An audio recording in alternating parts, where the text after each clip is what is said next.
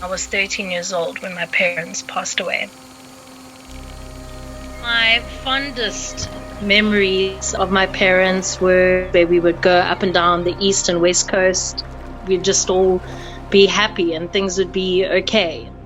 The perception of my dad was two different people. We had moments that, he would take us in and make us feel safe. And then there were times where it was a nightmare. The first memory that I have of my dad being abusive, my mother, she was holding me and he pulled us down the stairs. And I'd woken up from being unconscious, and I just remember her asking me to help find her glasses.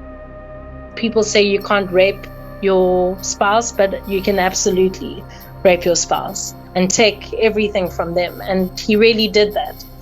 Last time he hit her and we woke up to it, I was feeling sick and they think maybe he might have drugged us a bit to keep us sleeping that night.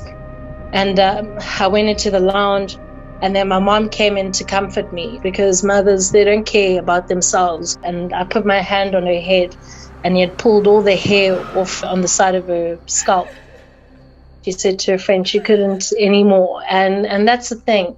When you love your children the way my mother loves us, you never stay. So my mother took my dad's gun away.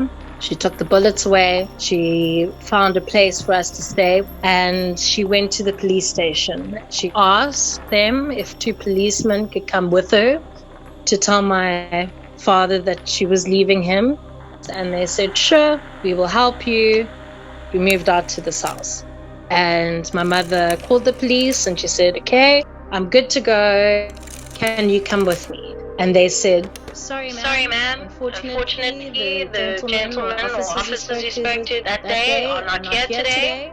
And so my dad came home to an empty house and he lost his mind. He phoned a different police station to say that my mother had stolen his gun. And they called my mother. They told my mother that if she didn't return the gun, that she would obviously be arrested. She got to the police station. My dad was waiting outside for her. He begged my mother to help him and said that things would be different and asked if she could come with him. She went to help him and told her she can come inside.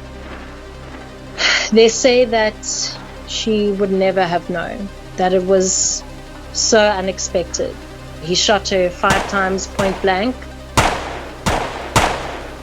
And then they think that my dad might have killed himself a few hours afterwards once he realized what he had done.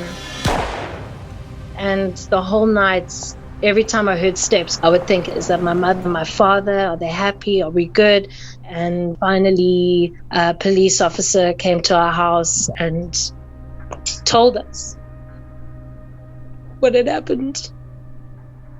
And it's like your whole world just shuts down. It's taken me years to get to this point of trying to understand why he did it, and it was just a fight within himself. But at that time of the world, men weren't allowed to get help. If you did, you were weak.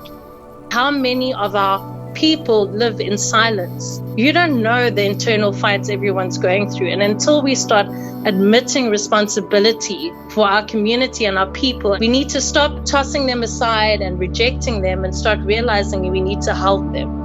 And that's why I try and lead a life of love every day. Mom, I just want to say I love you, and you're my hero, and you are not an object.